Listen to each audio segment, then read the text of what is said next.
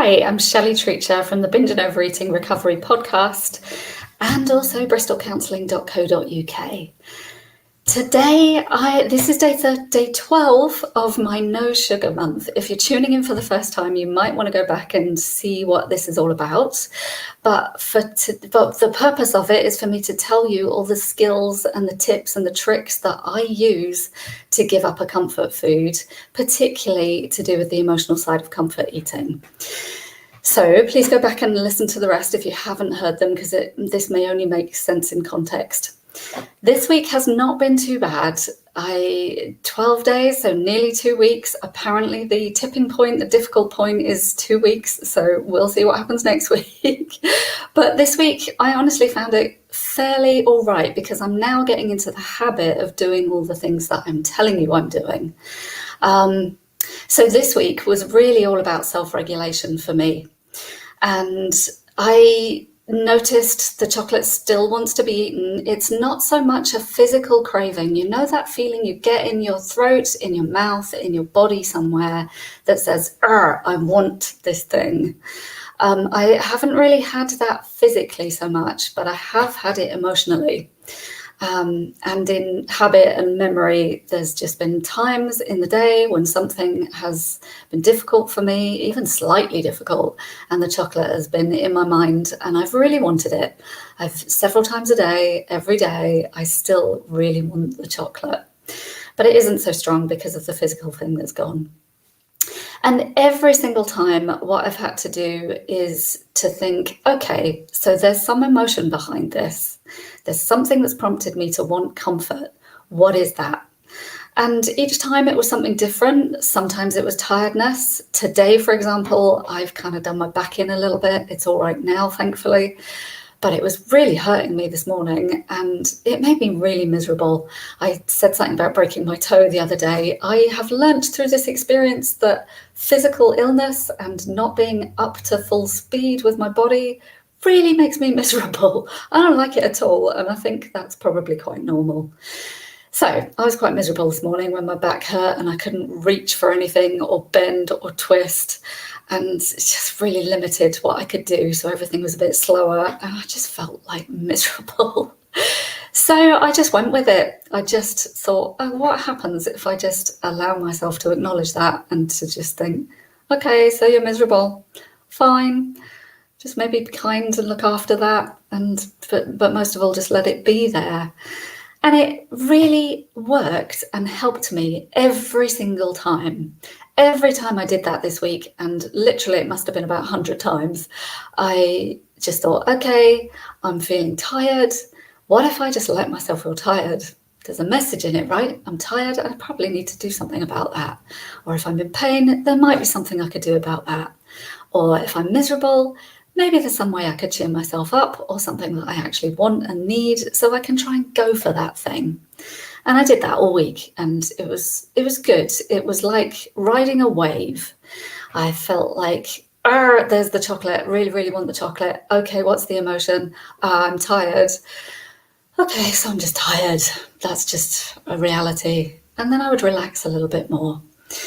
So I'd recommend this. This is probably the backbone of what I would teach you, is to learn. It's all about learning to bear discomfort.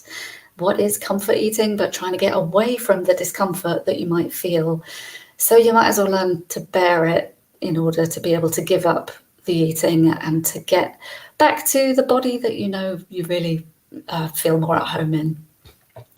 On that subject, I will tell you what's happening to my body, but just to caveat this by saying this is not about weight for me, and nothing about what I work with is about weight for me in my mind. It's all about how to deal with emotional management and what we might be using, you might be using food to manage. Weight and worrying about weight, I often find, is just the surface issue and the presenting issue, and there's usually a lot more behind it. So, but I will just tell you that I am also losing weight. I didn't intend to lose weight, but I am. I've lost about 5 pounds, weirdly. And this is just really through being a bit more mindful about what I'm eating, which I have to be because I'm having to ask myself what I want comfort for all the time. So there's a bonus that you might like the sound of. What else can I tell you? There's no way of putting this delicately, but I feel like my digestive system also cleaned out at some point, and that made me feel really good just to get it out. And that's not something I was expecting. That's never happened to me before, but it happened, and I'm guessing it's because I didn't eat sugar and didn't drink alcohol at the weekend.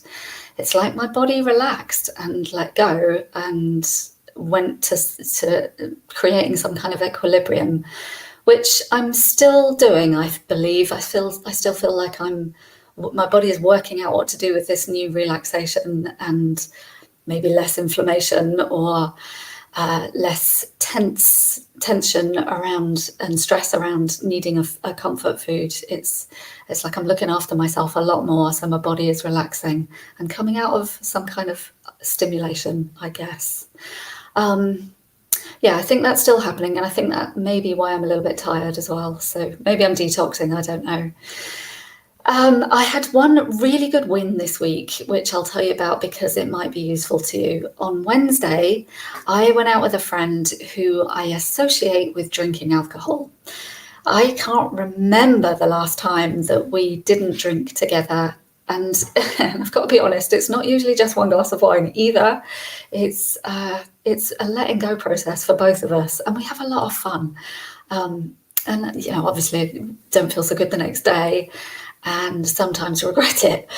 So what I did this week, I didn't know how it was going to go. I was a little bit nervous about it, but I was determined not to drink that night. And so what happened is I didn't drink and he did drink. And it was enlightening because it was fine. I had just as much fun as I normally would with alcohol with him. And I'm not lying when I say that, because we have a good friendship, because I can talk to this person and I know we share the same sense of humour. I can be really honest about what's going on for me.